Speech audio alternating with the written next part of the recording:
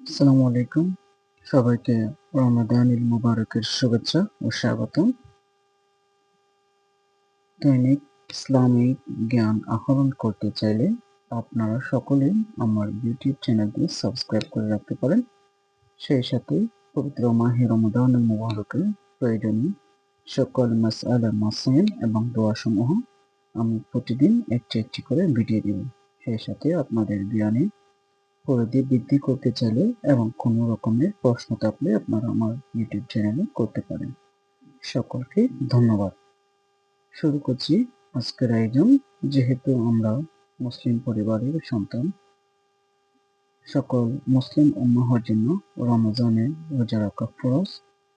সেই সাথে আমরা অনেকেই রমাদানুল মুবারকে রোজা রাখার পর যখন ইফতারে বসি, অর্থাৎ ইফতারের সময় আমরা যে দোয়াটি পাঠ করি, অনেকেই এই দোয়াটি সম্পর্কে অবগত নয় অথবা অনেকেই জানা সত্ত্বেও ভুলে গেছেন। আমি আজকে আপনাদেরকে এই দোয়াটি একটু পড়ে শোনাতে চাই। আপনারা দোয়াটি মুখস্থ করে নেবেন। সেই সাথে মহান রব্বুল আলামিনের দরবারে ইফতারের আগে দোয়া করবেন যাতে আপনাদের সকলের গুনাহ খাতাগুলি মাফ করে দেন, আমিন। এবং আমাদেরকে পবিত্র মাহে রমজানে সিয়াম সাধনা করে আল্লাহ পাক রব্বুল আলামিনকে যাতে আমরা তার যে দয়া, সেই দয়া আমরা হাসিল করতে পারবো, ওনার পক্ষ থেকে নিজেই আমাদেরকে অর্থাৎ রোজার প্রতিদান দেবেন। শুরু করছি ইফতারের আগে যে দোয়াটি করবেন তা।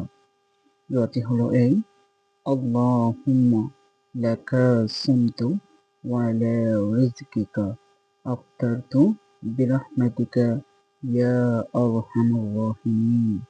আমি আবার বলছি, আল্লাহুম্মা আফতার লাকা সুমতু ওয়া আলা রিজকিকা আফতারতু বিরহমাতিকা ইয়া আরহামার রাহিমিন। এই দোয়াটি কখন পড়বেন?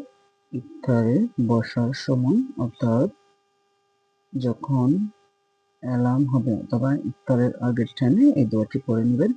সেই সাথে রাসূল সাল্লাল্লাহু আলাইহি ওয়াসাল্লামের সুন্নাহ মোতাবেক আপনারা প্রথমে বেজোড় খেজুর নিয়ে ইফতার শুরু করবেন। যেমন একটি হতে পারে, তিনটি হতে পারে অথবা পাঁচটি।